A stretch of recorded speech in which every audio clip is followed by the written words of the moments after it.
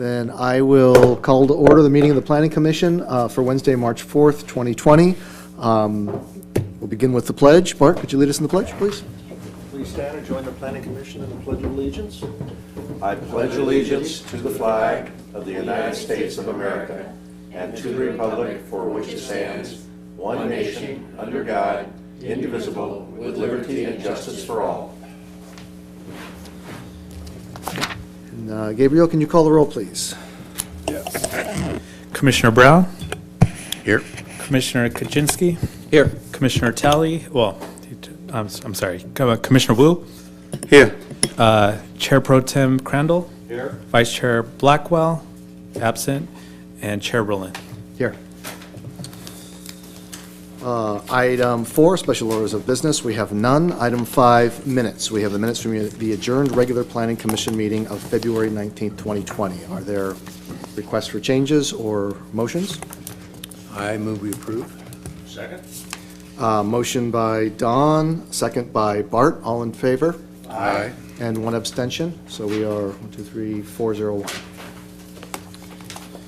Item 6, oral and written communications. Members of the public may address the commission on matters of public interest which pertain to the city and are not otherwise on the agenda. If you wish to speak, please step forward to the microphone, and if you desire, state your name and/or city of residence for the record and make your presentations. Please limit your presentations to 3 minutes. Eileen, do we have any cards for this item? No, sir. Okay, thank you. Item 7, we have consent calendar. We have one item on our consent calendar. Do we have any cards for item 7A? No, sir. Thank you. And is there anyone on the commission who'd like to pull this item before we? I'd like to hear about it. Okay. I'd like to hear about it too. We have Commissioner Wu was the first to ask to pull it. So, Gabrielle, can you take us through this, please? Yes. Thank you, Chair, members of the Planning Commission. So this item is the Short Cliff Senior Apartments and Golf Clubhouse no net loss findings. You might recall that Planning Commission last year, March 6th of 2019, approved the project.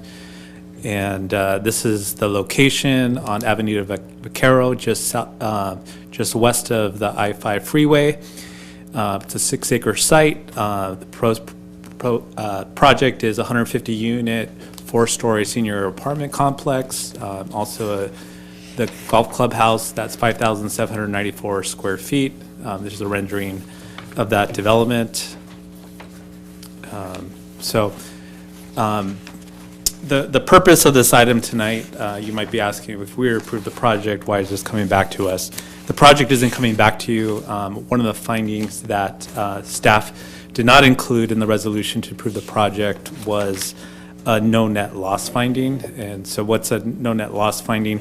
There is state housing law that does require a jurisdiction that approves a development project on a site that's on a residential site inventory in the city's housing element, that if that site is removed from that site inventory and the proposed project or the approved project is approved at a density that's lower density than was anticipated in the site inventory, and also less units than the site inventory, that we have to make a finding, the Planning Commission has to make a finding that there are remaining sites in the site inventory that can satisfy the remaining regional housing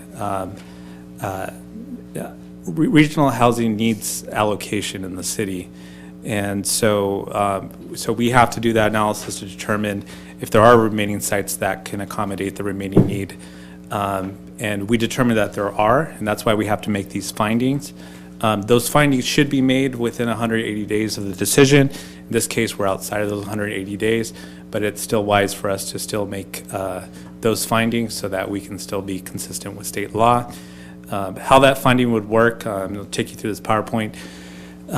So the second point on here identifies that the Short Cliff site was identified in the residential site inventory to accommodate potentially 216 very low and low income units at a density of 36 dwelling units per acre. Well, the approved project was approved for 150 units, all right? So that's less than the 216 units that was assumed on the site, and a lower density, 24 dwelling units per acre. And right now, we could assume that it's market rate. We don't have anything to confirm that it's an affordable housing project, so that's why we have to make these findings. Now, this finding is a finding that staff should have prepared with the resolution, so this is not any fault of the applicant. This is something that we need to do to make sure that we're consistent with state law.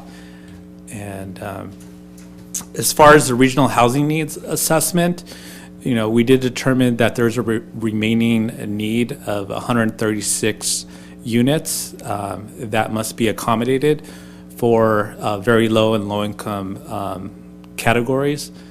And so that would be 69 very low income and 67 low income units. There are still 36 remaining sites in our residential site inventory. That residential site inventory is included as an attachment in your staff report, and that can accommodate the remaining very low and low income units. So we determined that there are adequate sites remaining to address the city's share of RHNA, and I believe I might have that incorrect on here. Hold on. Give me 1 second. 36.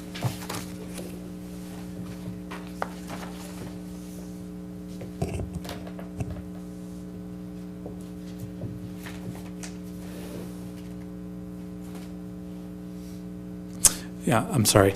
Missing a zero there. So there was 306 very low and low income units that can be accommodated in the site inventory.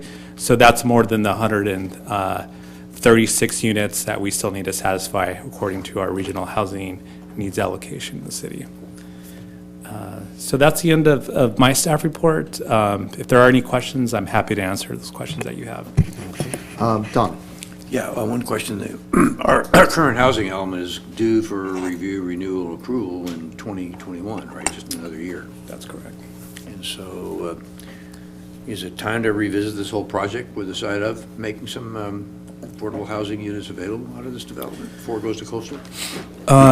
We wouldn't need to do that. There are remaining sites in our site inventory to accommodate the remaining need. We're going to get a new allocation for this next cycle. That's why we have to prepare this housing element. When we go through the process of preparing the housing element, we're going to have to revise or establish a new residential site inventory. So we are going to have to look for new sites because there are more units than were allocated with the existing cycle. So we anticipate that RHNA allocation might be around 900 units this time around. 900. Yes. So 900 instead of Yeah. the number you had up there, which was 581. 181. 581 is Total the RHNA. current cycle. So Right now, we have 581, and you said you think it's going to be around 900? around 900, yeah. And if you go back, I'm sorry, if you go back a slide or two, I'm just trying to figure out the numbers. There we have 100 remaining RHNA. Maybe I'm Oops. misreading it, but that first bullet point, the way I'm reading it is, we need 136 units. Right, that still need to be met in the city. Oh, I see. So you're saying we have 581 total, with 580. 136 that still need to be met. So the 581 was the allocation the state gave us to meet affordable housing units, right, at all income levels, very low, low, and median, The last cycle, median 200 income. now. So we've actually addressed some of that need over the years. So this table shows you, what we accommodated in 2014, 2015, all the way till today. So that number of 581 has now dwindled down to 212 remaining units that must be satisfied. So where does that 136 number come from? That's just the very low and low income. So there's still a remaining need to address for median income housing. Oh, I see, I got it. Okay, so we have 212 remaining out of 581, but you Correct. think that we're probably going to go to 900, which is going to increase us by over 300. So that number's going to go from 212 to 500 and something. Right. So we'll go through a process of having to create a new The regional site SCAG numbers that inventory. came out of shocking everybody. A lot of cities are already engaging their local lawyers in objection. Okay, thanks. Questions? Sen? Yes, Gabriel, when you say you assume that project doesn't include any market rate, any affordable housing, an applicant can meet that requirement by either build something on-site or off-site or pay in lieu fee. Which option did the applicant? So my understanding right now, the applicant is going to choose to pay the in lieu fees, and so I think that still stands today. Okay. On the attachment 6, you have a table and it says previous HE. What is the HE? Housing element. Housing element. Do you have a map you can show us The sites? The in site? city? Yes. do. It's hard to see this in detail, this map, but this identifies, and the legend identifies underutilized sites and vacant sites. And the Shore Cliffs site is right here in that blown-up map. But most of these sites are west of the I-5 freeway. There's only this site that's located to the east. Okay. Now, we're checking this against the previous arena number, right? When does the... Well, it's still the existing arena. Okay. When is the new arena number going to start? I believe it's the end of 2020. Okay. Now, how many ADUs have been approved since the adoption of ADU ordinance? And do we count them to meet the arena? We do. We actually are able to count them as medium income housing. And so I'll take you back to the table up here. Let me see if I can point it out here.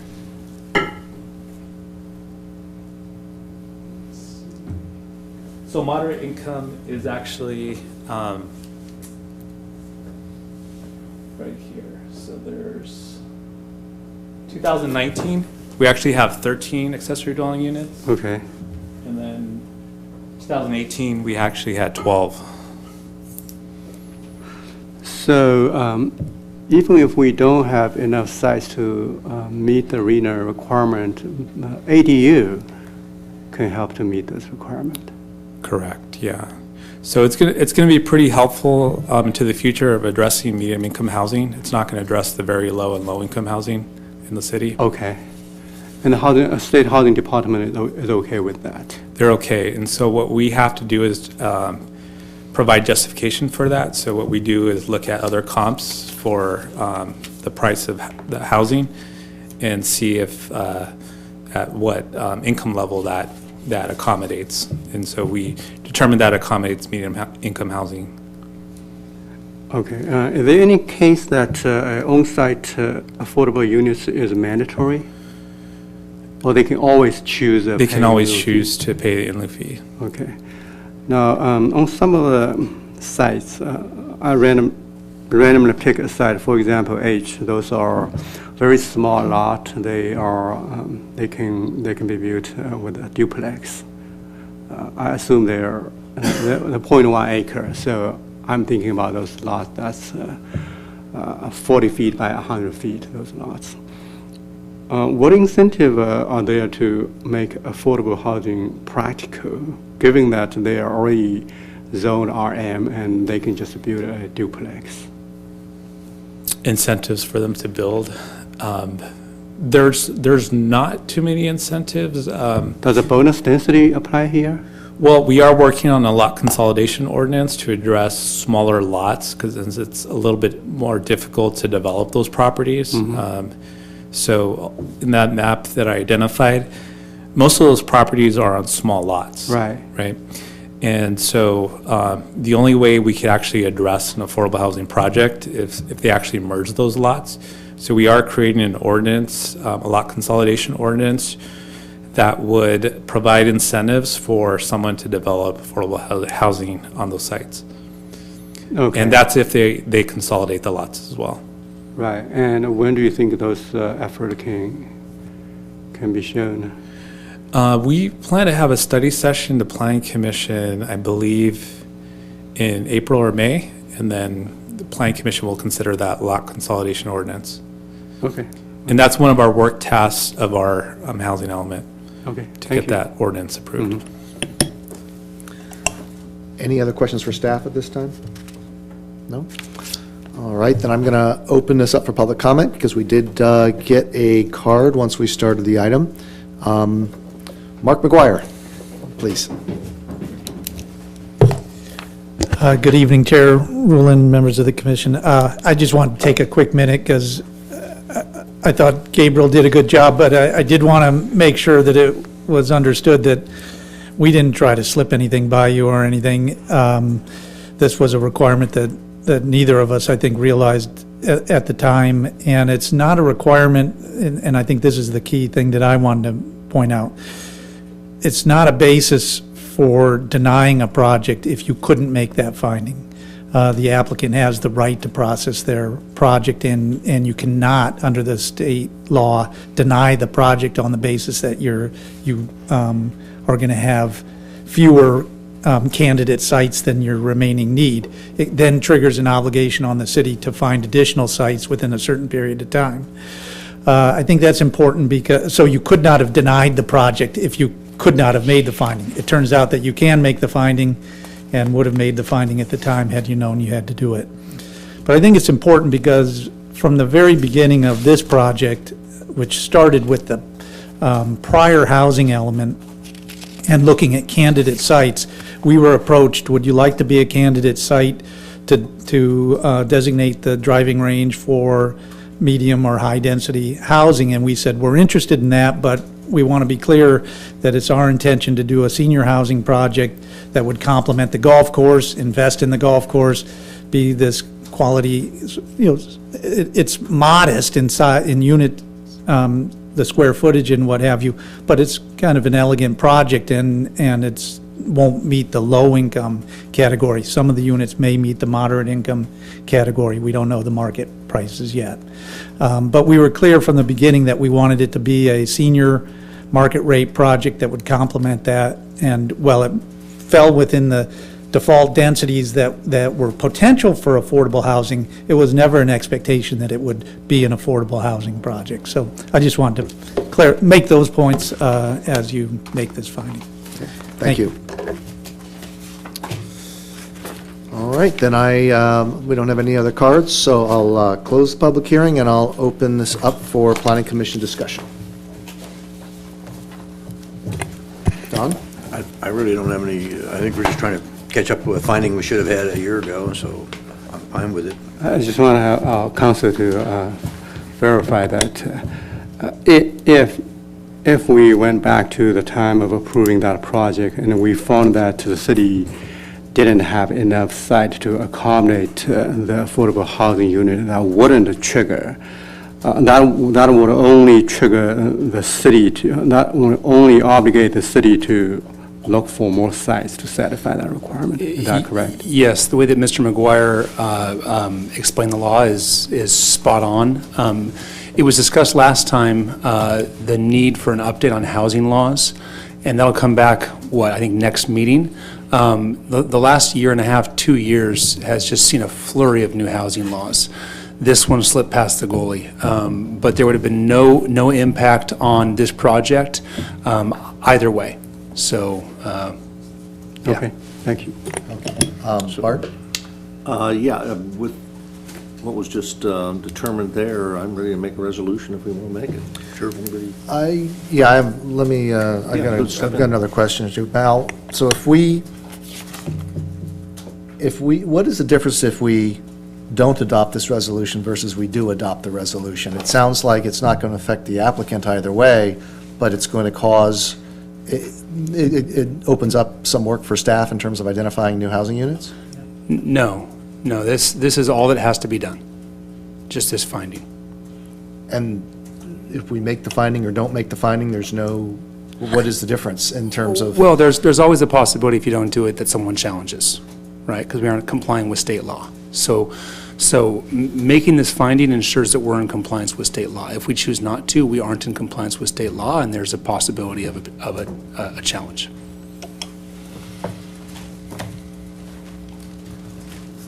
Okay. And I'm also trying to get my head around, I'm looking forward to the housing, the housing law discussion that we're having next time, because I'm trying to get my head around something here, and that's, this parcel actually was a fairly large parcel in terms of what we had in our housing element. And now we're saying, okay, we're removing that. We still have, at least for the current housing element, we've got enough units. We probably don't have enough for what we think is going to come at the end of the year.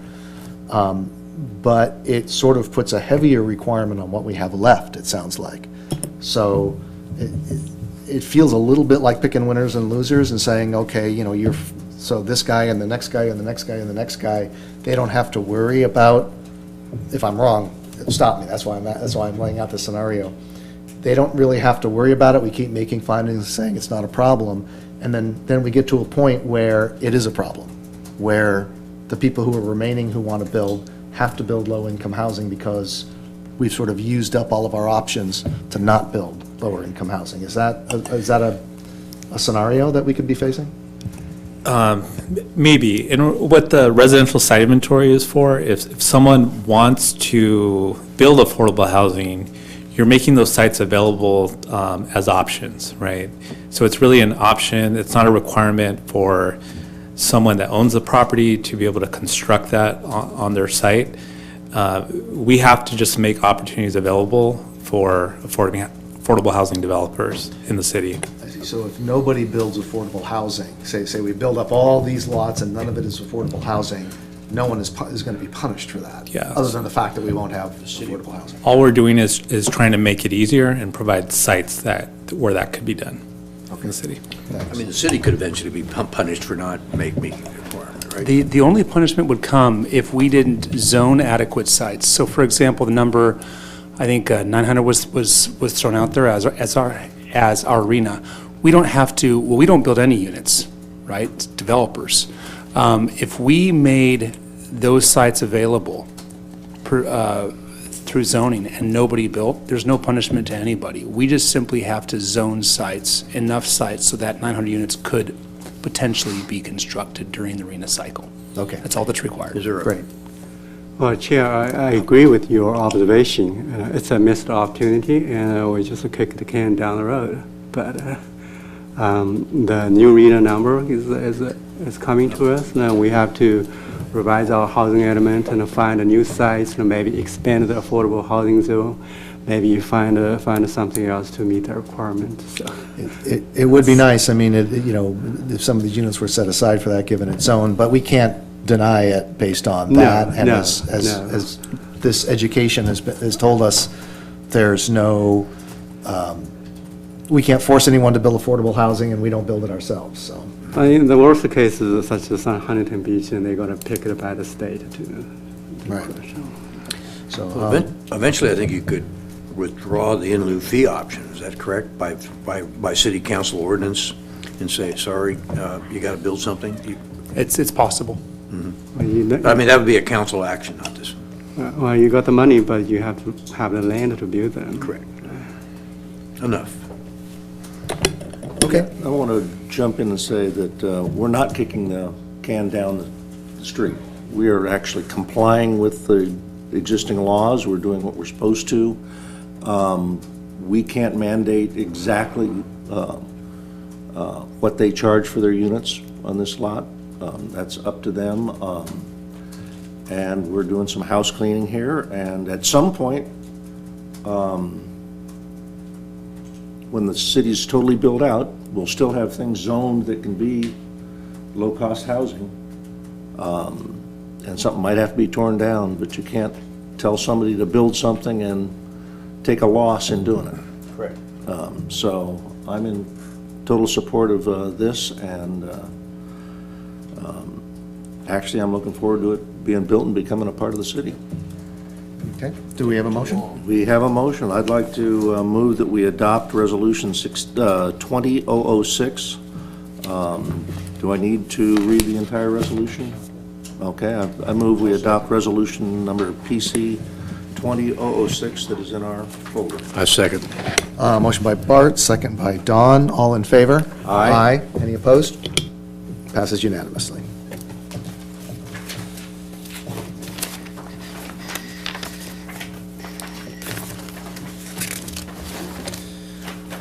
The next item on our agenda is public hearings, of which we have none. So we move on to new business, number 9A, parking lift interpretation.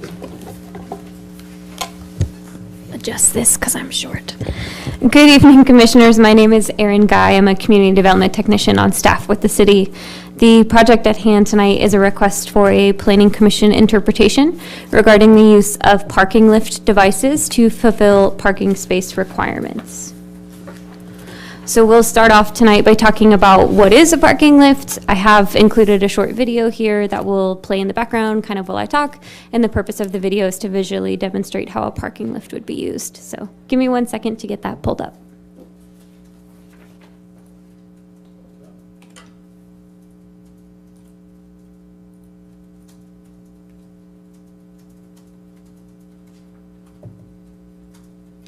It's time to get organized and simplify your life. AutoStacker is a revolutionary Just kidding, parking and there's storage audio. system that adds a modern touch to any garage. Key switch security and simple controls make it safe for family use. Its drip-proof galvanized deck is nearly hidden when fully lowered, and a gradual approach means low-riding cars clear without a scratch. Get rid of wasted space and make your garage what you always imagined it could be.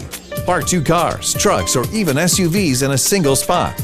Call or visit autostacker.com today. So that video is obviously not all inclusive of every type of parking lift, but gives you a good general idea of a visual cue of how they would look and how they are operated. A parking lift is a mechanically assisted platform structure which allows one or more vehicles to be stacked vertically in the same space. Parking lifts are typically seen in auto body bays and auto repair shops. However, in recent months, city staff has experienced an increase in inquiries from citizens regarding the use of parking lifts to meet parking space requirements, either in private residential homes and garages or in commercial developments.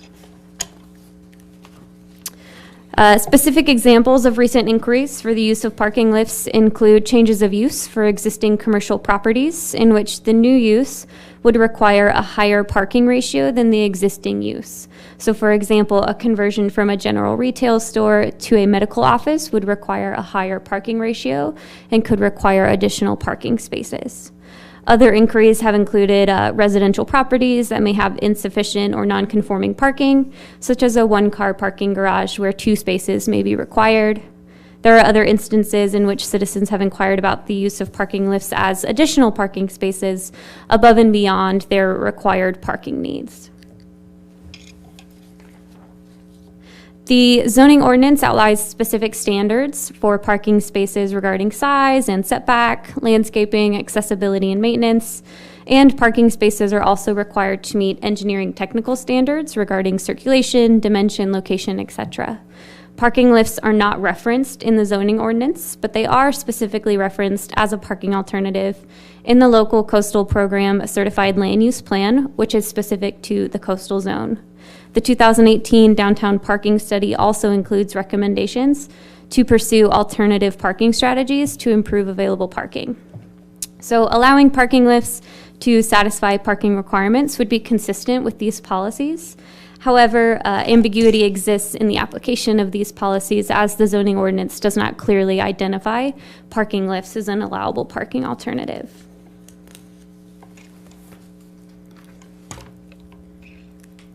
So in regards to the resolution in front of you tonight regarding parking lifts to fulfill required parking spaces, the Planning Commission can concur with the staff's recommendation and approve interpretation 20-005. Alternatively, the Planning Commission can, at its discretion, make other interpretations of the use of parking lifts to fulfill parking requirements. Tonight, to guide the discussion, I have included several questions that staff is seeking specific guidance on. These include questions such as, should parking lifts be permitted in all zoning districts? Currently, the interpretation is written to apply citywide, not specific to the coastal zone or any other specific zones. Should parking lifts be permitted with new development, expansion of existing building area, or new uses within existing buildings and tenant spaces? Currently, the interpretation would allow parking lifts in any of these scenarios. Should parking lifts be permitted to address all required parking or only a percentage of required parking? The current interpretation does not limit the amount of parking lifts that could be requested. Are there aesthetic considerations that should be included? Currently, the interpretation would rely on findings to address aesthetic concerns. And what is the recommended review process? Should it be through the building plan check process or a discretionary permit review, such as a minor architectural permit or a minor conditional use permit? That concludes staff's presentations, and I look forward to the guidance. Okay, thank you, Aaron. Are there any questions for staff? Chris? I do.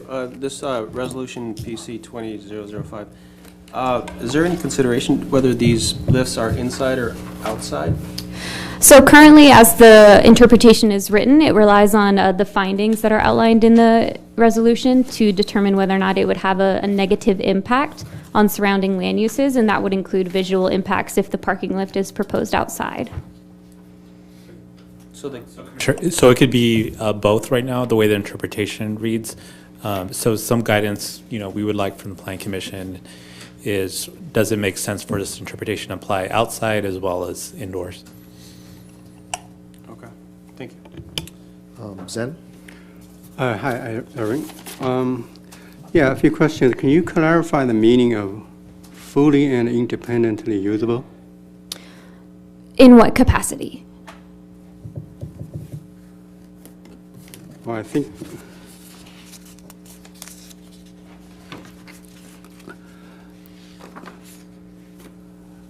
think somewhere in your proposed language, you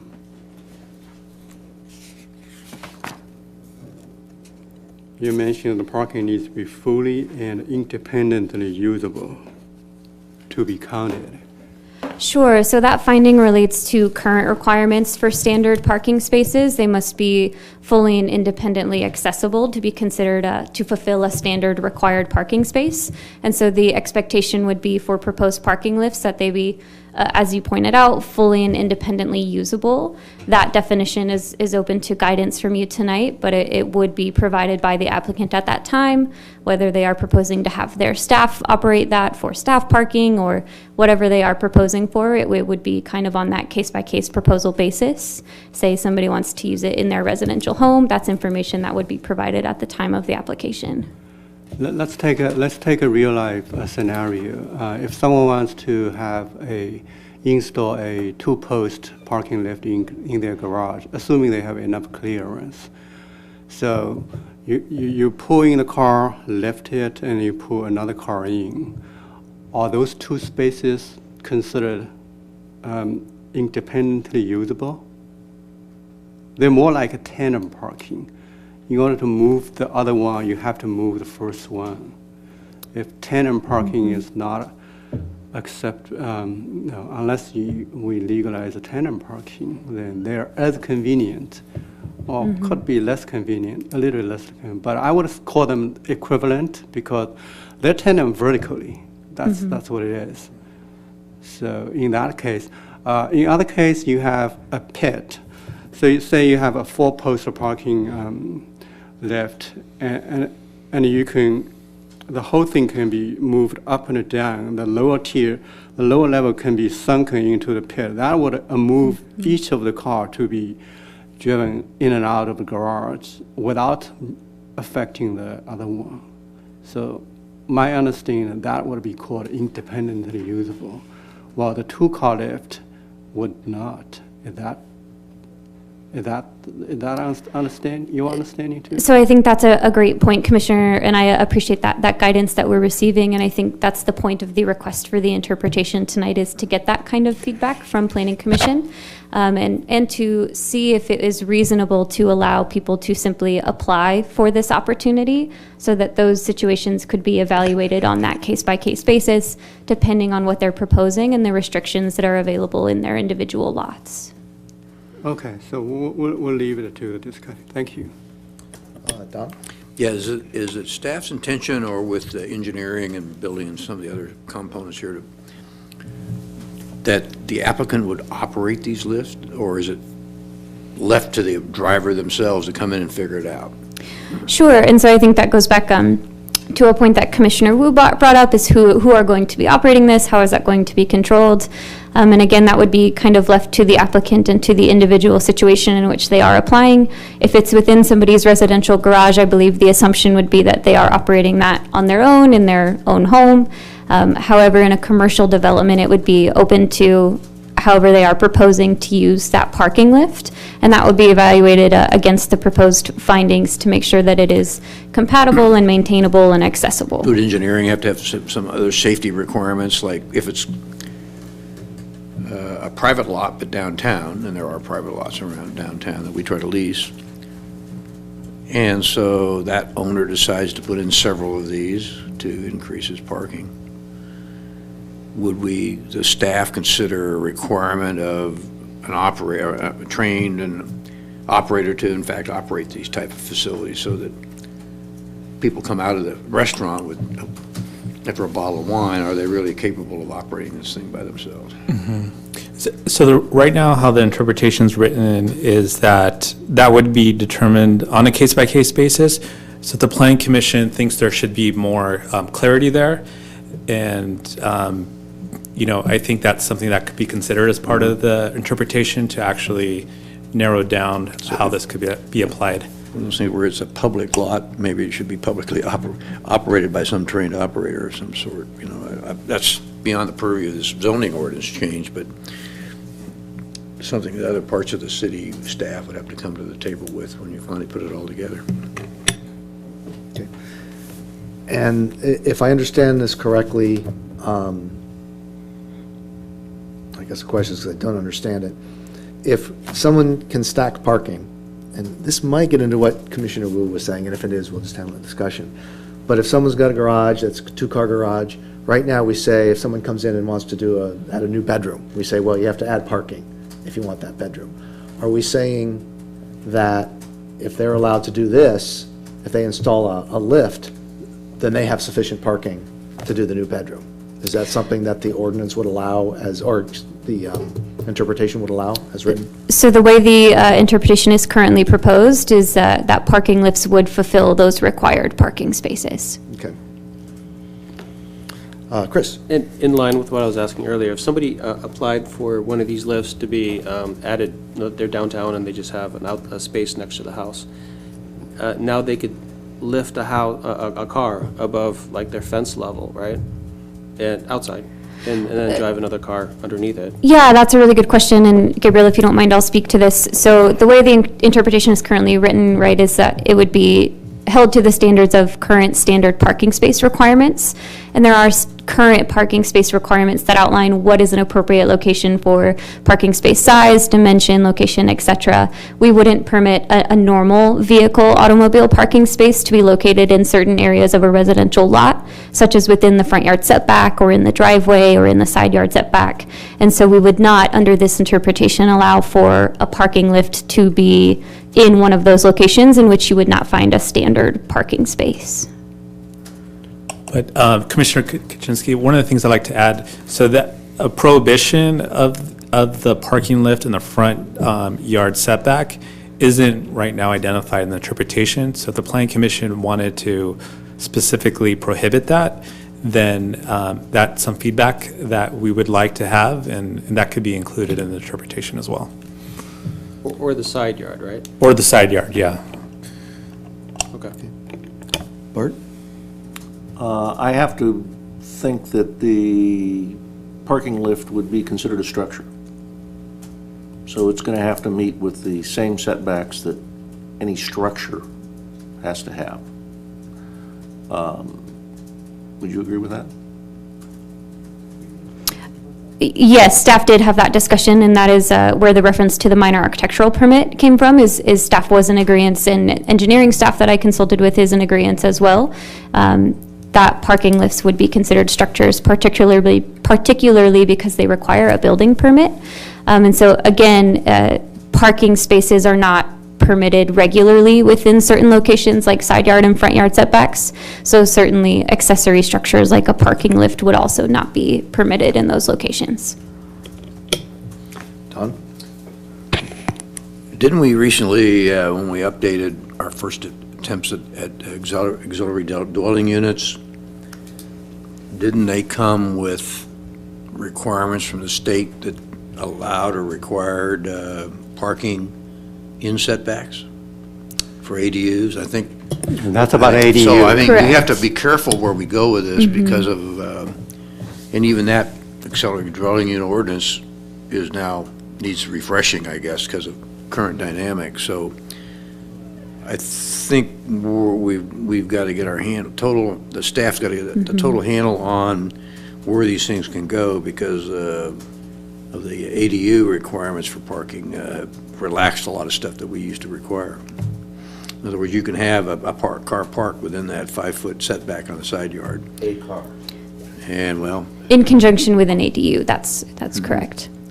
well, the next thing you know is they're going to structure that. Sure. Be careful what we do here with this interpretation and where we go with it, because next thing you know, you got a double stack there alongside the garage in the back.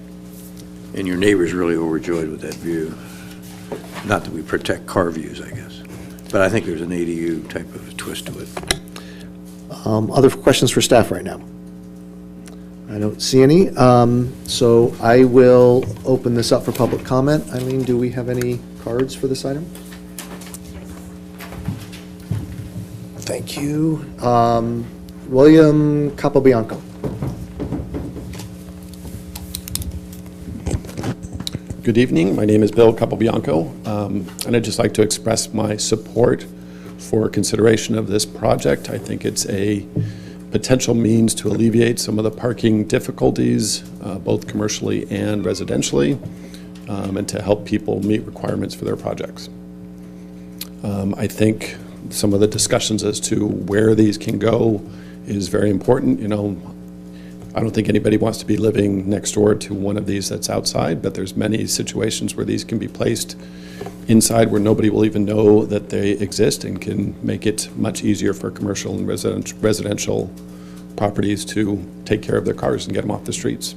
We all know San Clemente has parking issues, and you know we should be looking for ways to alleviate and help businesses and residents meet those requirements. Thank you. Thank you. All right, seeing no other cards, I will close public comment and open it up for Planning Commission discussion. Bart? Yeah, I think this is one of those ones that's going to kind of grow like a weed and be more difficult as we discuss it more and more and more. But in generalities, design review concerns would be you don't want to see them compared to, with our guidelines and all, particularly in the commercial and residential zones. So, but in a garage, what happens in that inside it, I think a lift is appropriate as long as these kind of lifts are for the same tenant rather than two users. If it's a husband and wife, you know, a single-family residence, and they want one, I think you probably see more want 3 cars in their garage. So they'll have a standard 2-car and maybe one with a lift to get a 3rd car or whatever in it. I think that would be absolutely fine. I think there may be new things coming on the horizon that we can't anticipate. I think on the 405 freeway up towards LAX, there's a tower that is either selling cars or whatever, and basically it's like a candy machine. Push a button, they go up and down, and you can pull out whichever one you want. So you don't have to move one of the cars out of the way, it does it for you. So if there's a commercial building that can be 45 feet high and they've got 30 feet of width for parking, they could probably get 6-8 cars in there in something like that. Whether it's practical or not, don't know, but I wouldn't say we should exclude the opportunity to investigate that and have somebody make a proposal anyway. I'm not quite sure where it would work, but it's a possibility. I think, so for the same tenant, Jen had a good comment that yes, you can have a pit It gets a little complicated, but it can be done. I think you got to worry about the aesthetics and the screening of it. I think one of the findings you have in your resolution is parking lifts may be allowed to fulfill parking space requirements. I think I'd almost say supplement rather than fulfill at this point, and if we want to back down at some point, that's okay.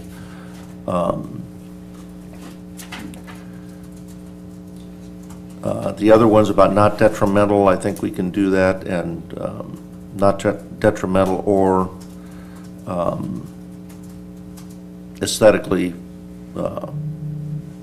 should we say? It has to be aesthetically compatible with the area it's in.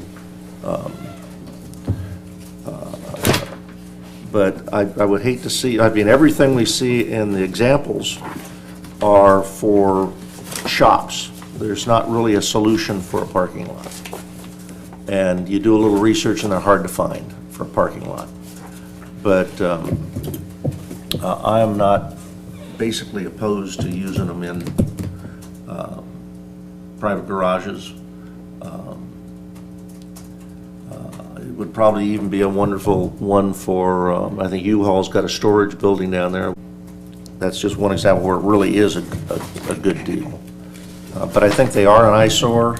Looking up at the underside of a car is not a pretty thing. And I think they would deteriorate relatively quickly in our environment with the mechanical tools and all if they're out in an outside parking lot. So I like the direction. I think we should keep it as an option. But I think it's going to take a lot of concern about aesthetics. But the single-family use, I can see that working now, and I've seen it done in some other projects and areas, but not extensively. So I like the direction staff's going with it, but I think it needs a lot of work to anticipate how it could be abused and the problems we can get into.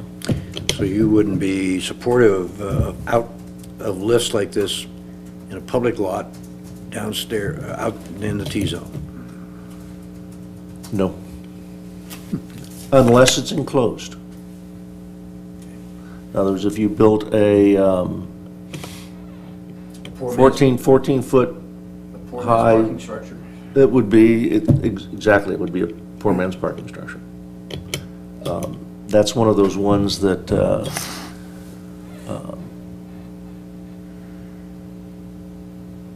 you don't want to bring down something of value to the city as far as views and whatnot of T-zone specifically. Or, so, no, I'm not using that as an option for that. Okay. Sen? Yes.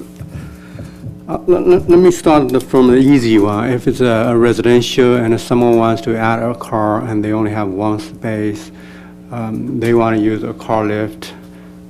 As long as these two cars can be used independently, I support it.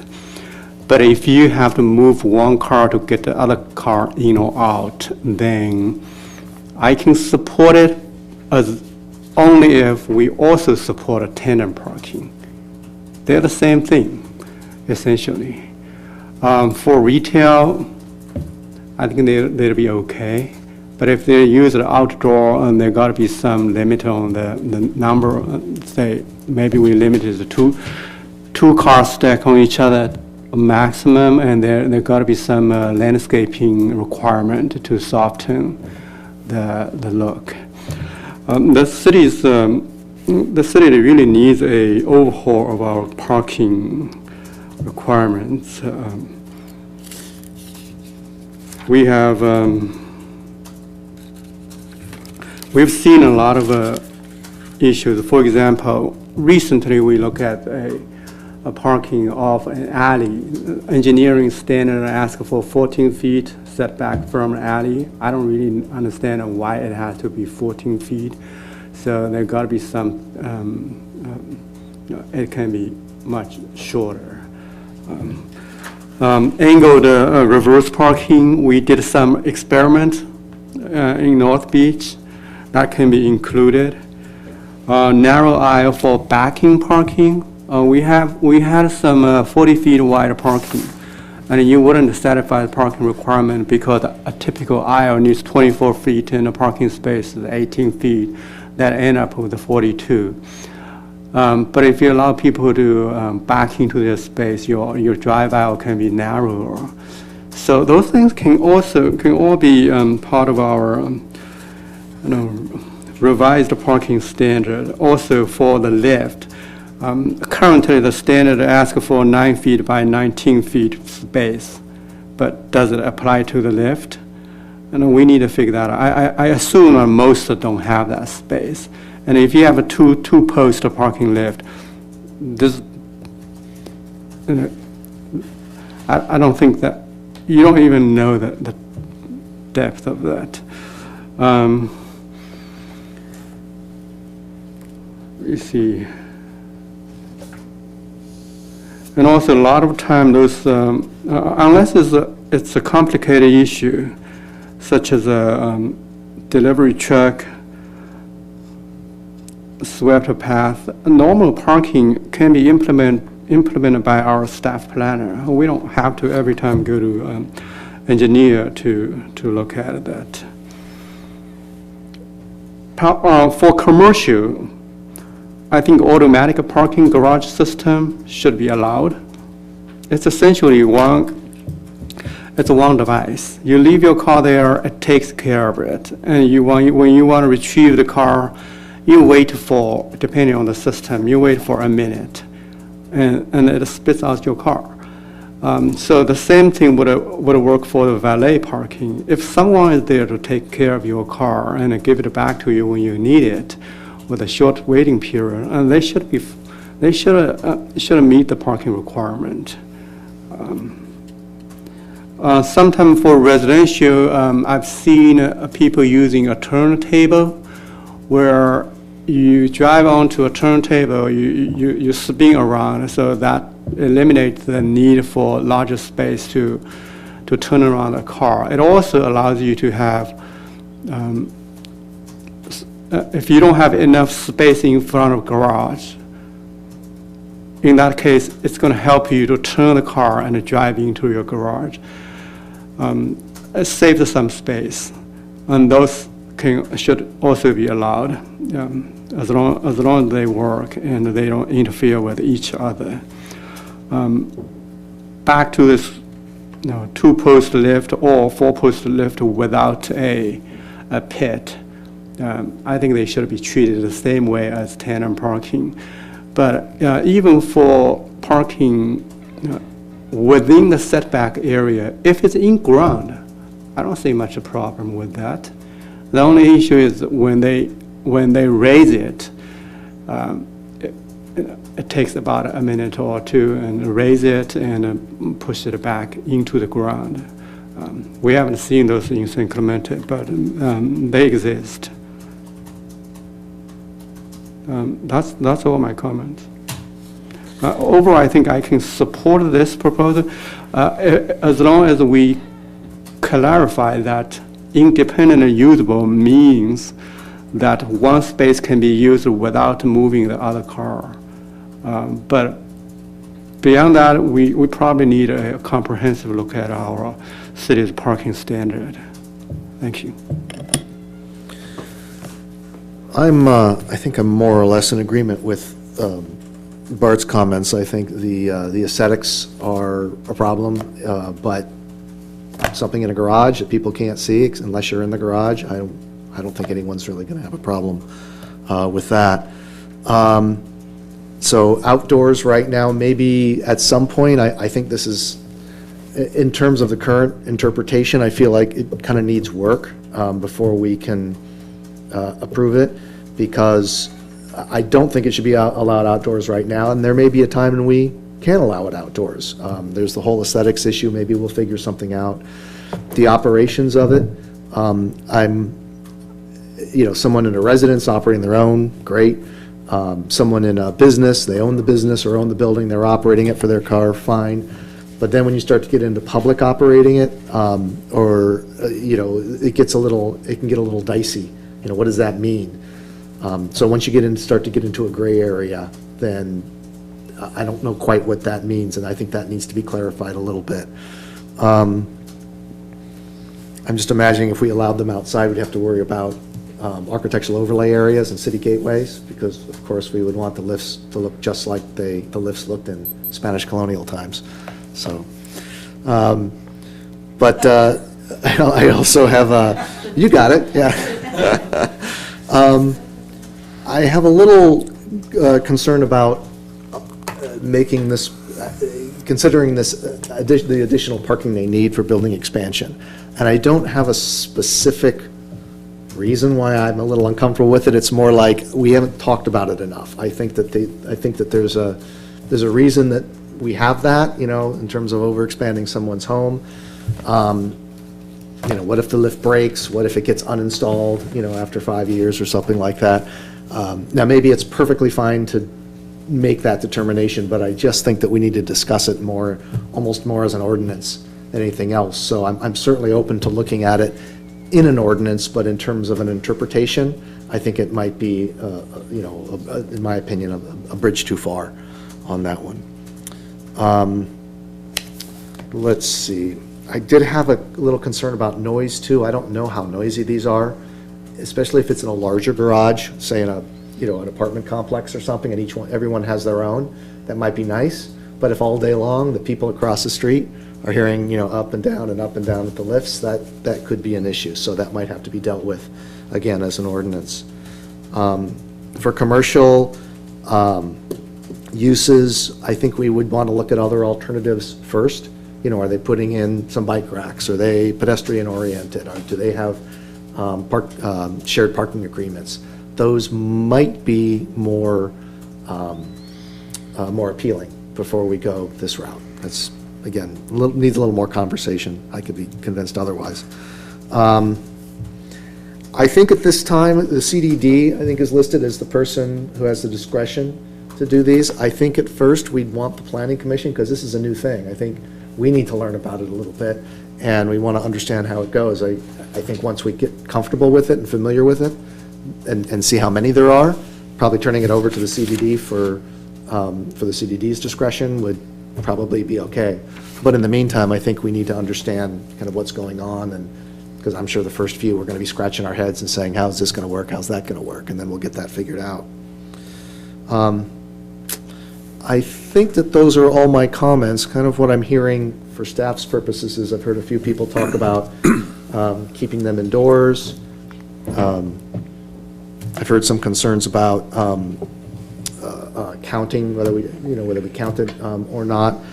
It does sound like, you've got a lot of comments from us, but it does sound like, if I'm not speaking out of turn for everyone, that we'd probably want to see something come back to us. Is that, am I hearing that right?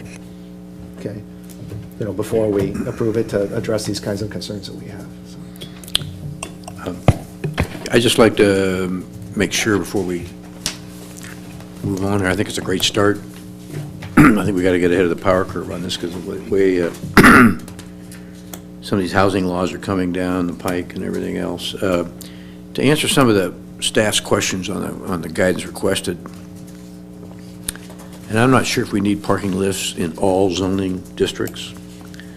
They tend, where we have the parking problems, where the areas where we didn't have a zoning or a parking ordinance for the first 40 years of town was in existence, which is in the older parts of town. You'll find that in Talega and more inlands, we're well parked. We've taken parking lots up in Lowe's and built banks on them because they had too much parking. And some of those shops, in other words, a pendulum sweat. If you look at some of our developments, the current stuff in progress off of Estrella, Bricksmore, doing where Trader Joe's is and all that, they're kind of tight in parking, but they're okay. as you look at the two centers as they try to merge them. You go further inland to the newer developments like we have in Lowe's and all that stuff, or you look at the outlet mall right now, you could probably say it's overparked. In other words, our pendulum has swung in various directions as we evolved as a city. And so to answer some of the staff's questions, do lists need to be permitted in all zoning districts? I would probably say no, but more in the tighter coastal area part of town where there is parking restriction, where we unilaterally banned B&Bs west of the 5 for 30 years till it got overrun.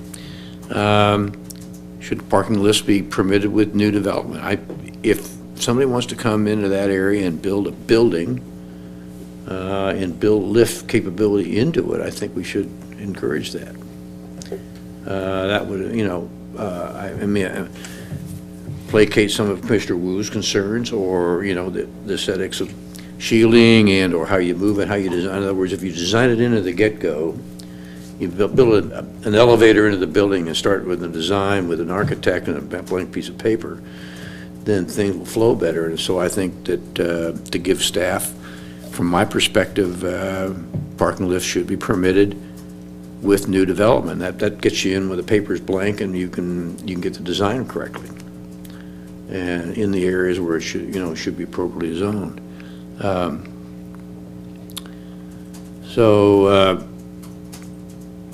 Whether parking lists should be permitted to address all required parking, I think we've addressed that. I think it's kind of a supplement. I don't think we're ready to go that bridge that far. I just want to go down your list of questions and see if we're answering the mail here. And definitely aesthetic should be considered. The recommended review I know you've got it, the community development director for now. I kind of agree with Jim till everybody gets up and running on these things. Of course, your engineering brethren are going to come in because there's going to be maintenance requirements on these things, annual inspections for if they have public use, et cetera. I don't know. We got to get smart on all those things. I don't know what the maintenance cycles are on lifting a 4,000 or 5,000 pound car every other day, but I'm assuming once every year or two, you want someone out to inspect it to make sure it's safe. And that's beyond the purview of the Planning Commission. That's more in the engineering building world. So, and it might even be something where every couple of years, staff has to go and inspect it themselves just to make sure it's still in use, because if they're using it to meet their parking requirements, but now it's broken down, they can't afford to repair it, and they're not fulfilling their parking requirements, that could be an issue as well. So just another thought. Anyway, I just want to make sure we answer the mail on what's on the screen here, and I just want to give my perspective. I toss it to the rest of the commission for. Mark? Yeah, you kind of piqued my thought process there. One thing that's probably going to be down the line are smaller parking spaces with the self-parking cars. Because you can get out, you don't need a space wide enough to open the doors. So that's one to consider. I don't know about inspecting these things, because Mal, would it look like we're taking on liability for the safety of these things if we send people out to inspect them? I think that's, once it's been permitted. Anytime that we inspect anything, there's liability. I don't believe the building official inspects things after they've been constructed, for example. Yeah. So it'd be a little bit different. Well, you've got state requirements for elevators and buildings. I mean, there's all sorts of inspection mechanisms out there that, But this would be something new for the Planning Commission building and Community Development Department that go into the lift inspection business, but I'm certainly part of city engineering would be potentially part of it, or maybe the state's already got the same people that inspect elevators inspect car lifts. That's already, I don't know, it bears Luckily, that's not us. The other thought is, we're talking about, where, what, why. These are probably most often going to be requested on non-conforming lots and projects. So there's going to have to be a pretty rigorous review showing, well, we can't do it any other way. If you really want the parking city, we got to do this. So that should be written into this some way, shape, or form that there's either exceptions or whatnot to accommodate non-conforming, and how does it fit into an existing non-conforming project if the building is within 2 feet of the property line, it has to be 5, and you're putting a lift inside, so you're putting more structure that's non-complying, and within that setback, that how's that going to be addressed and taken care of? Zen? Well, since we have a resolution in front of us, I think it's a right thing to, it's a right step toward some solution of our parking issue. So I'm willing to make a motion to approve it with the condition that each space can be used independently without interfering with the other space. Beyond that, I welcome the staff to look into all the issues and the comments that we made and come back with more. As long as they're indoor and they're not 2 cars stacked to each other, and you have to pull the one car out, put it on the street, and then lower the lift and then pull the other one out. Because at the moment you support that, then someone will ask you, why don't you support the tenant parking horizontally? It's the same thing, right? So we have to think about the ramification.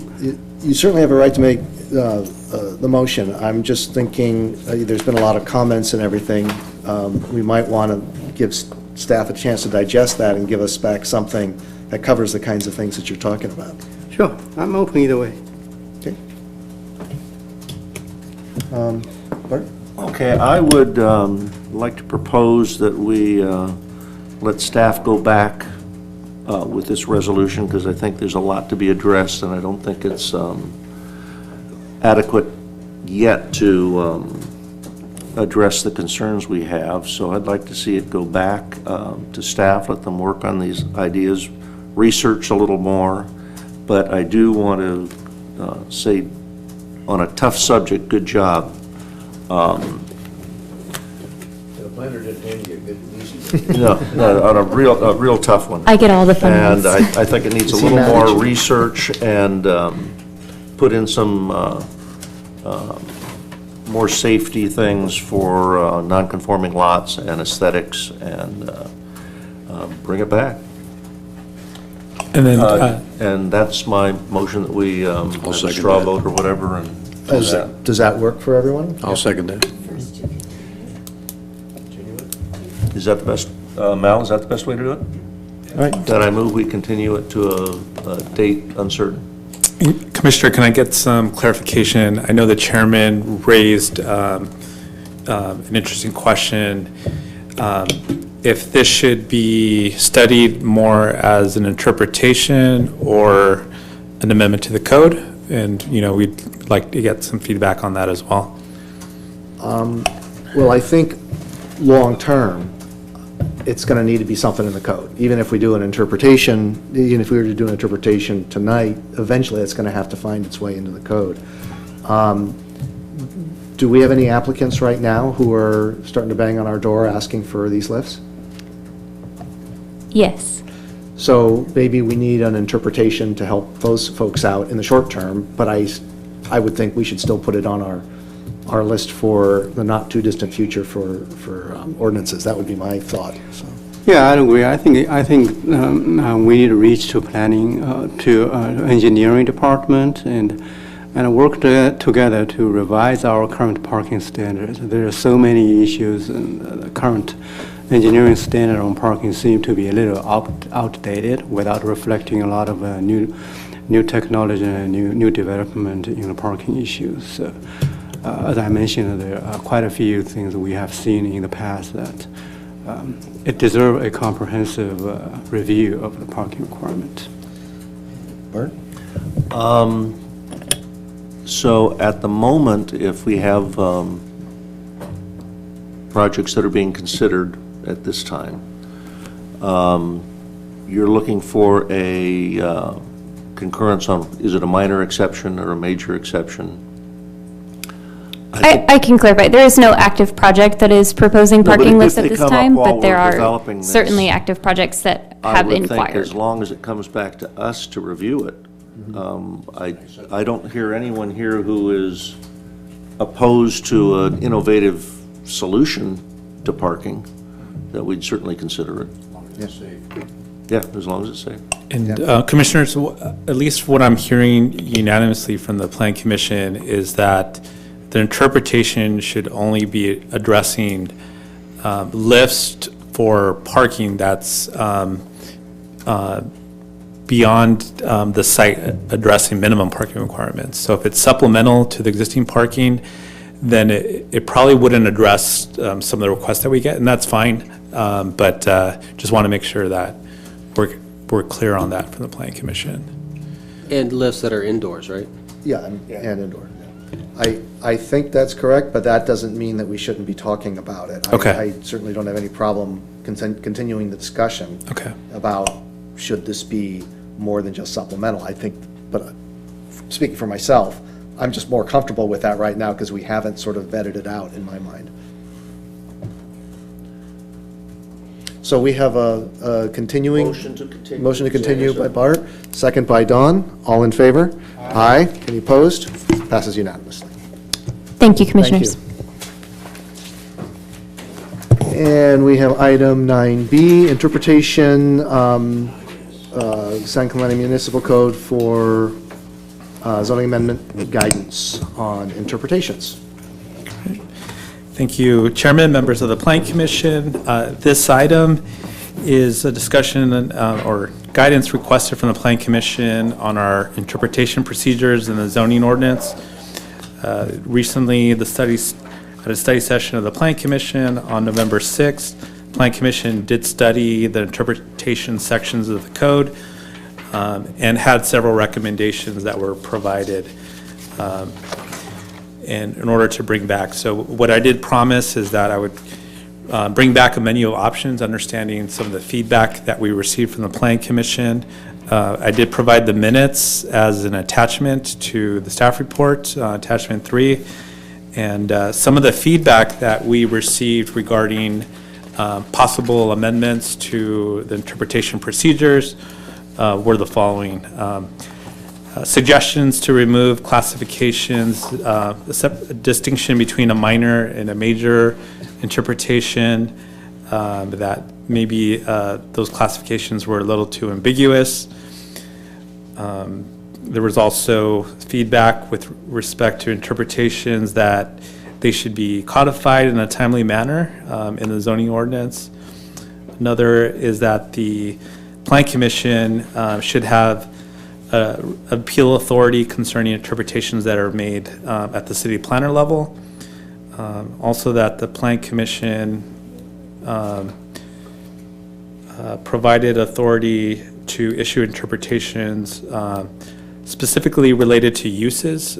So right now, the city planner can make interpretations for uses as a minor interpretation, but the Plan Commission, at least one of the comments we received is that if it relates to a use interpretation, that automatically be considered by the Plan Commission. But if it was an interpretation regarding development standards, those interpretations could be made at the city planner level.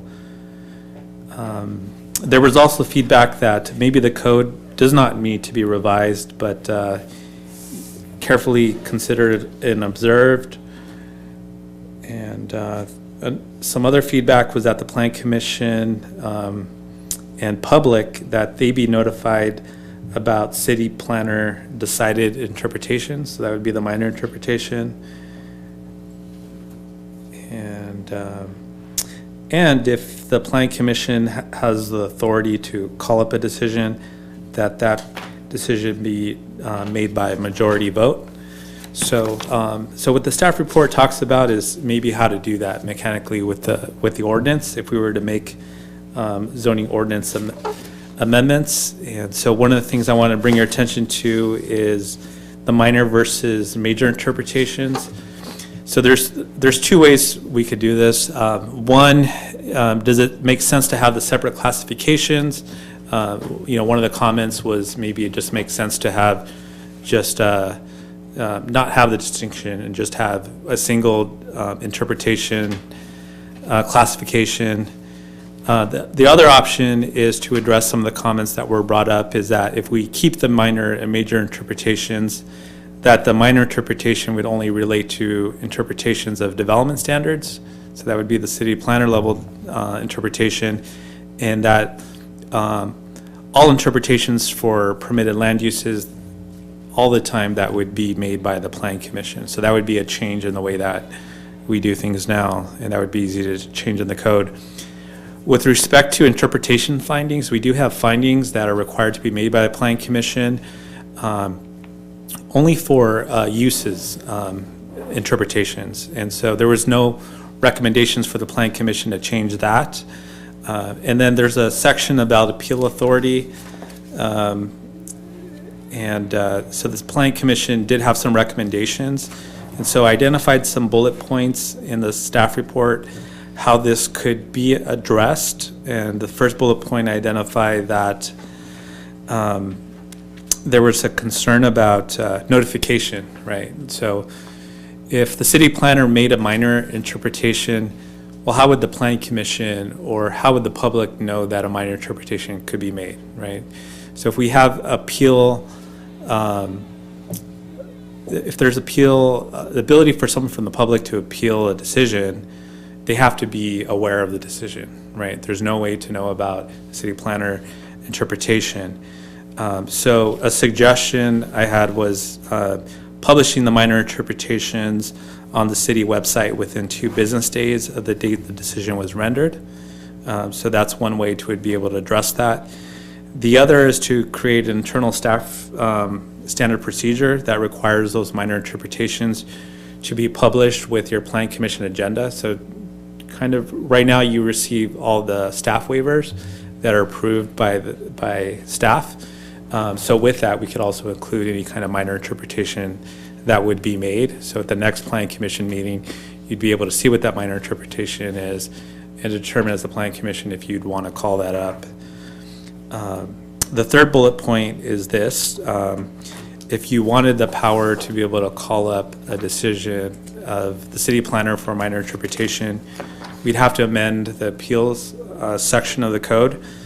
And so that would allow the Plan Commission to call up the decision by a majority vote.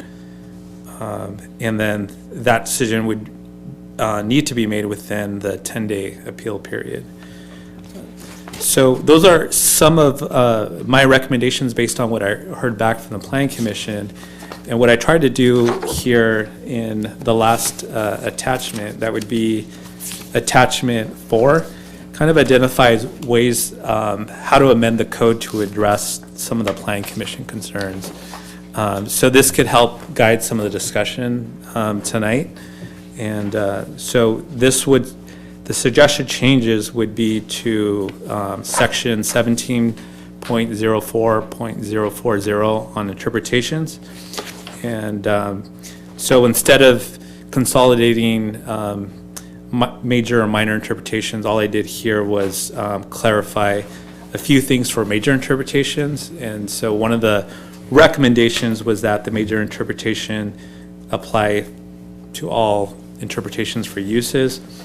There was also some feedback regarding any interpretations that might impact a gateway, that would be a major interpretation. Also, anything in the central business overlay, downtown area, or the Pier Bowl specific plan would be a major interpretation. And then if you go to the next page on review procedures, F3 identified a way for a requirement to publish any minor interpretation decision to the city website within 2 business days that the decision was made, and that we would make that minor interpretation published with the next available Plan Commission agenda. And then the last thing was the section on appeals of inaction. So if the Plan Commission wanted to do this, that we would identify the call-up authority for the planning commission. Right now, there is no call-up authority for any decisions that are made at staff level. All that's done by the city council.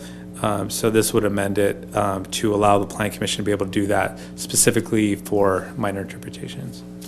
So that's the end of my staff report. The purpose of tonight is to really get feedback. This isn't a zoning ordinance amendment that you're considering tonight. It's really to get feedback on how the ordinance could look like. The other thing that Planning Commission could consider, well, maybe a code amendment does not make sense. Maybe you could recommend that staff amends its internal staff policies with regards to processing interpretations. Let me ask, how many minor interpretations do you do now? Do you do like 3 a year, once every 5 years? 2 a week. Yeah, it's very rare. I've only had one. That was the one that we dealt with last year. Most of the interpretations, and what we've been doing lately, like the one tonight, is forward that off to the Planning Commission. And, you know, I think we're taking more of that precaution to make sure that we make the Planning Commission aware of the interpretation, that there is one that's been submitted by an applicant or that staff is considering. And so making the Planning Commission aware of that. So they're not that common. In terms of interpretations in the past, I was doing a count, and there are, that we've been able to identify, there's only been 7 Planning Commission level interpretations. In what, 20 years or ever? Probably like in 20, 30 years, yeah. Okay. So kind of the observation I have about that is I've been here 8 or 9 years, and tonight was the second interpretation that's ever come, you know, before us. So we've got sort of a lot of kind of rules and appeals and this and that and the other thing. Maybe we don't need to have so many of that. Maybe we can keep it simpler. Maybe simpler is better, given that there's so few. And we're not really going to be dragging down bandwidth if we just say, well, you know, any interpretation has to come to the Planning Commission, and if they want to appeal it, they can appeal it to the City Council like they can right now, and that kind of, just to keep things clean. But based on that, I wanted to make that observation. But, Chris, did you have something that you wanted to discuss? No, I agree. And getting rid of the major and minor designations would make it easier, because it seems like it's very subjective. Would that, getting rid of the major and minor interpretation language, would that require a lot of work in overhauling the code?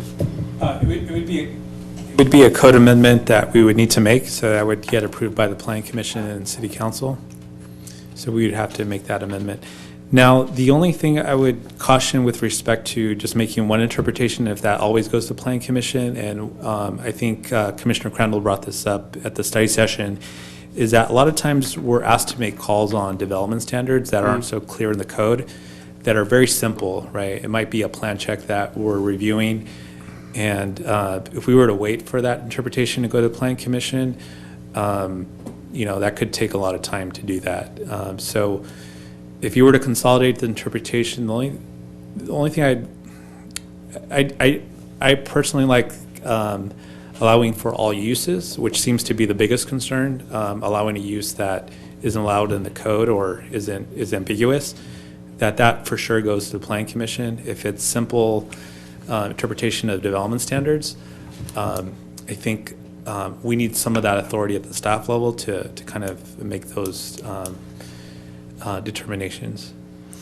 How much extra time would it be for an applicant if, for instance, if everything went to the Planning Commission versus just the development, or just the use standards? It could be a month. It could be a month to be able to do that. Standard template to get to us is like 14 weeks. Yeah. For a CUP? For a CUP. So, and give you an idea what that is, it's sometimes there's questions about how to apply setbacks, how to apply sometimes issues of height. But those aren't code interpretations that are being made, right? I mean, those aren't, right now, you're not classifying those as interpretations, like minor interpretations. Yeah, they're pretty minor, those are just daily calls that we're It's the making, Untitled right? Chapter So, that we spent 16 hours on sometimes. So those are, you're calling those development standard interpretations? No. That should be done at the desk. and I think that's typical for most cities, just to be able to make those calls at the staff level for plan checks that come in. And you're suggesting all use interpretation go to the planning commission? I think that would be a good idea, yeah. And then you would need to add that as an agenda item to the planning commission, because we would be taking that up as an interpretation, right? Exactly, yeah. But the way that the draft code changes read is that the minor interpretation that would be made at the city planner level would be in your agenda to review if you wanted to call it up. Okay. Okay, Don? I'm going to take the other side of the coin on that in the fact that I think we need to keep the minor and major interpretations. He's got them determined there.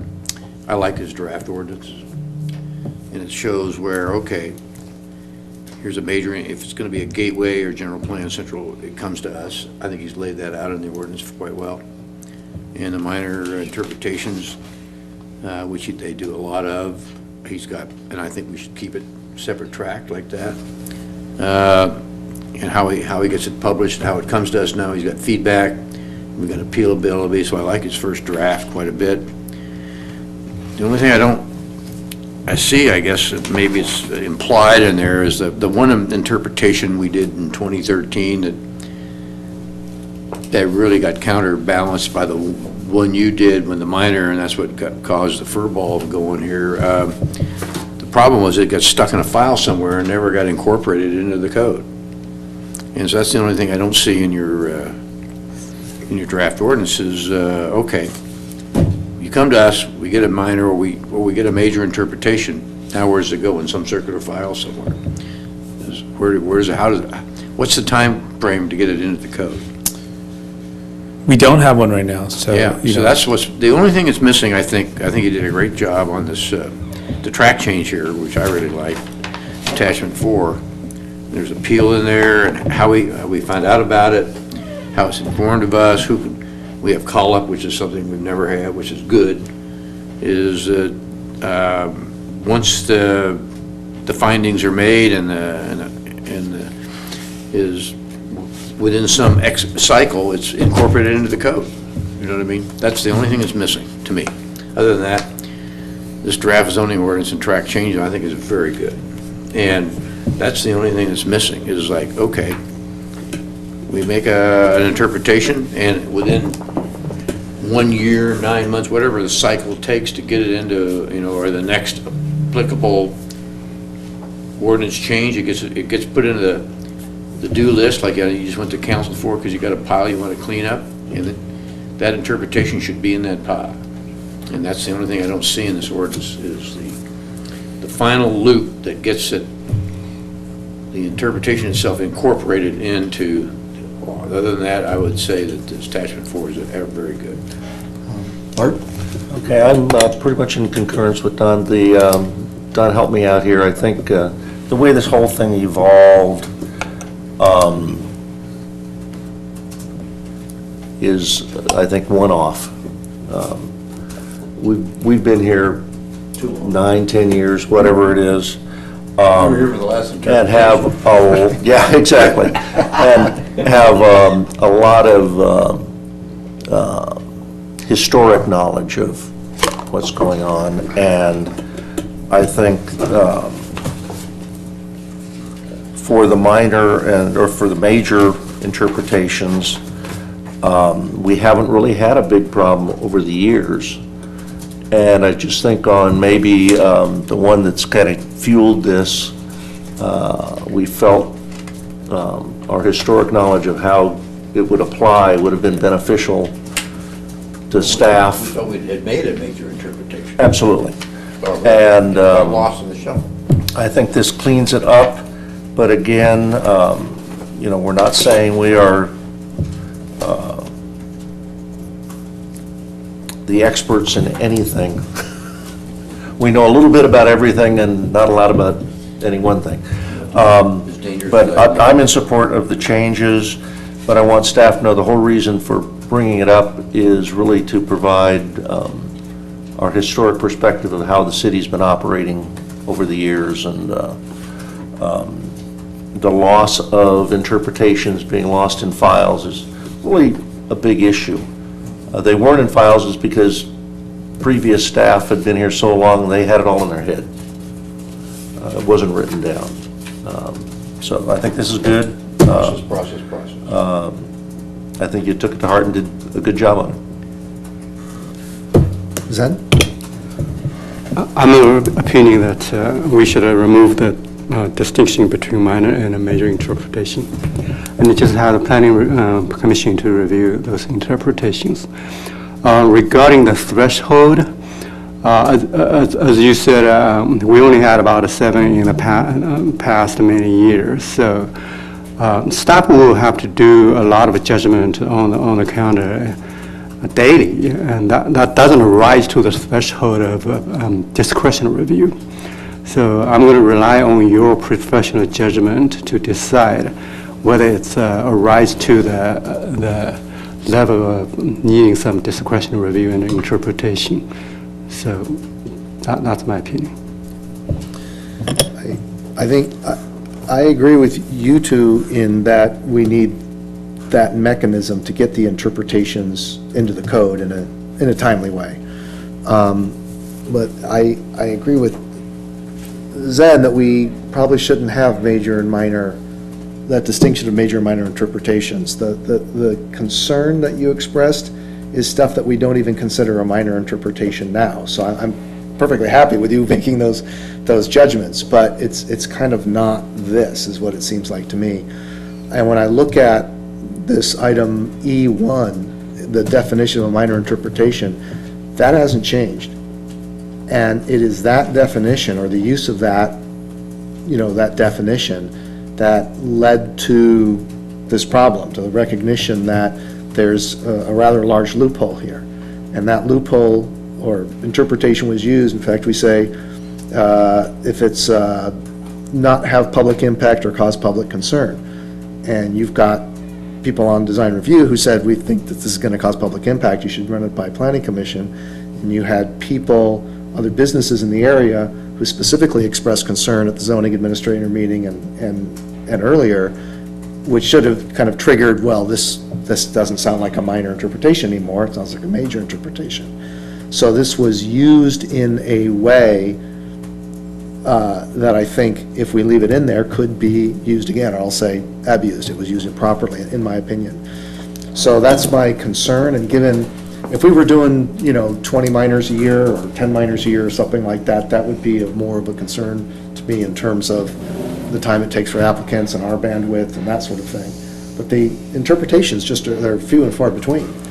So removing the whole appeal thing, removing major and minor, I don't think that it's going to make any real difference in terms of how we move things through the city. And it'll be easier if we don't have extra appeal time and things like that that are added to an interpretation when, say an applicant has asked for an interpretation. So if there's more appeal time, that's more time it takes their permit. So I as it stands right now, this is not something that I could support. Obviously we'd want the procedure for how these interpretations get into there. But I still see that with this definition, having major and minor, and at least with the definition of how we define these minor interpretations, we haven't really solved the problem that led to this discussion in the first place. So. And also, Chair, the interpretation in a city plan, they always should be elaborated with a thought process and a source cited. It should be in writing and then put in the queue. Once it's approved by the majority of the planning commission, it should be put in the queue for our regular zoning amendment maintenance. In other words, it needs to be, the interpretation eventually will become part of the zoning ordinance. So it's not some very light decision we make in a snap. So that's my expectation on this interpretation. Mark? Yeah, I'm just concerned that if we, devil's advocate here, minor interpretations, applicants, that's who we work for the applicants. I mean, and the people of the city, and if we say every time a decision has to be made, they got to take it up to the planning commission with their project, I think that's onerous. Oh, you're talking about stuff at the counter? Yeah, I agree, but that's... So I think with the minor interpretation, it doesn't come to planning commission. And if we take that out, then we're saying any interpretation has to come to the planning commission, and that's onerous. It's expensive, it's time-consuming, and it may, I don't know if that's really fair to all applicants. That's certainly stricter than I've seen in other cities. And the way it works. We've only had one minor interpretation in the whole time that Gabriel's been here. I don't know when the previous minor interpretations have been. Doesn't sound like any. Yeah, but I don't think that's any reason to drop it. And those interpretations should be separated from a specific project because they're going to be applied throughout the city on other projects. So even if interpretation is needed for a particular project, but on the agenda, it should be a separate item. Otherwise, it's just a part of a discretionary review of that project. I have a question for Gabriel. Gabriel, most of the interpretations, the minor interpretations, those are development standards, correct? Yeah, development standards. I'm trying to think if we've had any others in the past before I was here for uses. I'm not sure. So what we're saying, what I was saying earlier is those development standards that the applicants mostly are relying on the people on the counter, those will be done at the counter. They will not come to the planning commission. It's the use interpretations that will come to the planning commission, and those are very few, right? Yeah, they'll be relatively few. There are certain minor interpretations that we try to approve at city planner level that we actually want to make findings, and I'm sorry, not findings, but have written so that it could be used by other staff in the future. And are those use? Excuse me? Those would be use minor interpretations or development standards? No, all the ones I've seen in the past for minor interpretations have been related to development standards. I don't remember seeing one for your land uses. So by saying all development standard interpretations are handled over the counter, we're helping the applicants, and saying all use interpretations will be handled by the planning commission would take care of the problem that brought this here, right? I'm assuming. I think so, yeah. That's my opinion, though.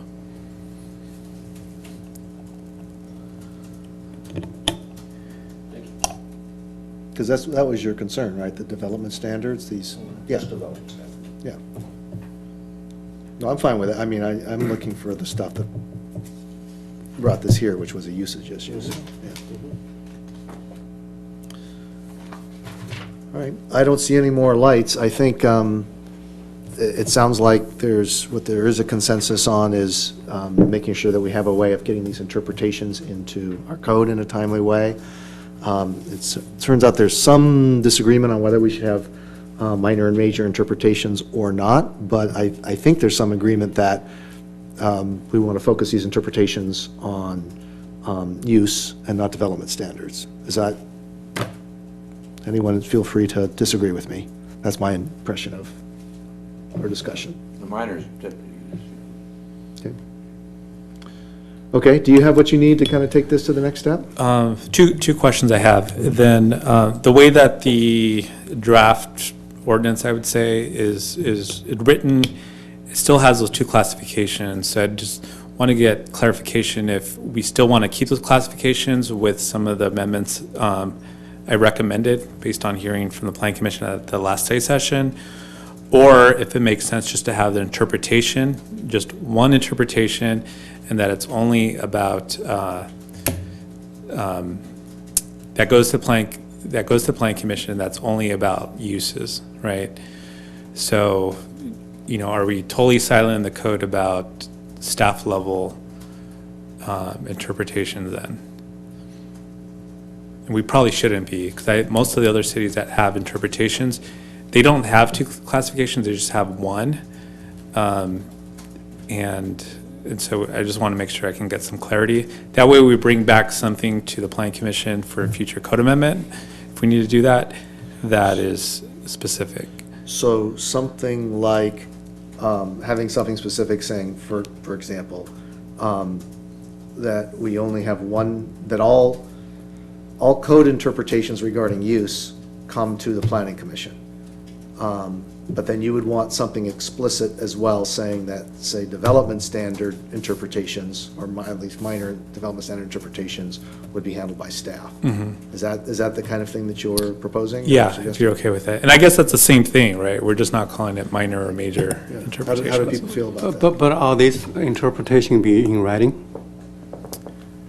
For staff level? Uh-huh. Yeah, they'd be in writing. Are they separate interpretation from the project, so that's applicable to other projects?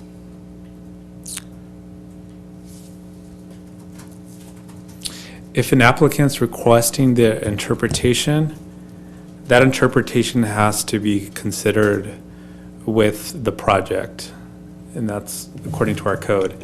So if, well, it doesn't need to be, but it can be associated with the project. So if the Planning Commission wants to separate it out, then you probably want to define, you probably want to state that in the interpretation. So if you interpret the development standard one way for project A, then project B applicant cannot point to project A and say, you did this for A, why not me? No, because if it's an interpretation, some of these interpretations aren't just made for a specific scenario. So if it's like a land use, right,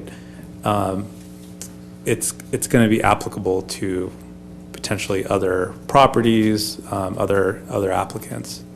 It all depends on the interpretation that's made. And they don't automatically go to zoning amendment. Those interpretations don't automatically go to a zoning amendment. They should. So, and I think that's what one of the point that. But if it's tied to a specific project, they can't. Depends on how the interpretation reads. So. So the staff is making some interpretation that eventually becomes zoning ordinance. Shouldn't that go through a public review? Let me give you an example. Process? Let me give you an example. The 2013, the microbrewery interpretation that was made, that interpretation was made related to a specific microbrewery that wanted to come in. But the interpretation that was made would allow other microbreweries to be able to locate in the city.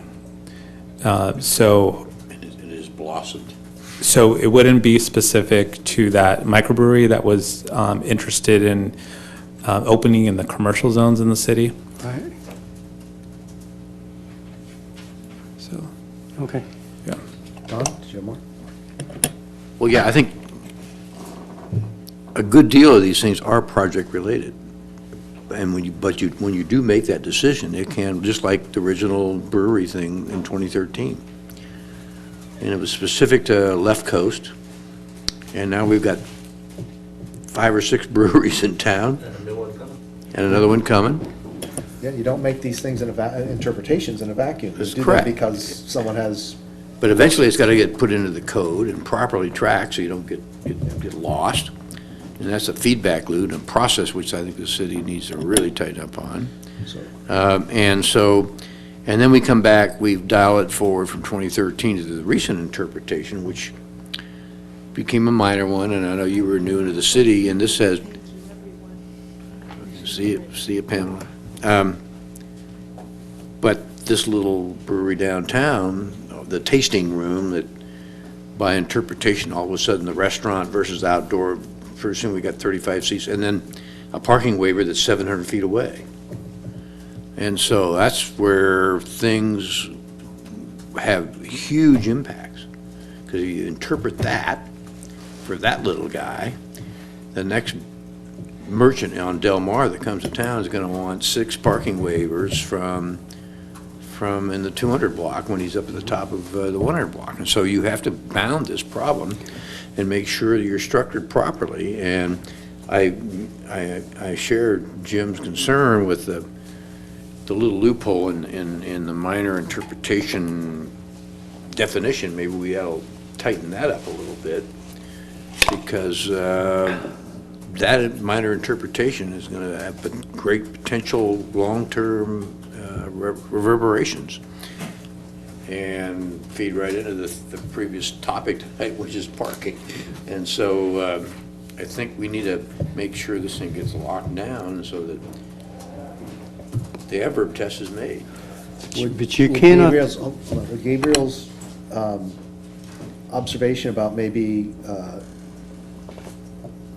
only have one use interpretation. In other words, there's not 2 categories, but one category for use, interpretation. But development standards, have staff doing those, would that address that for you?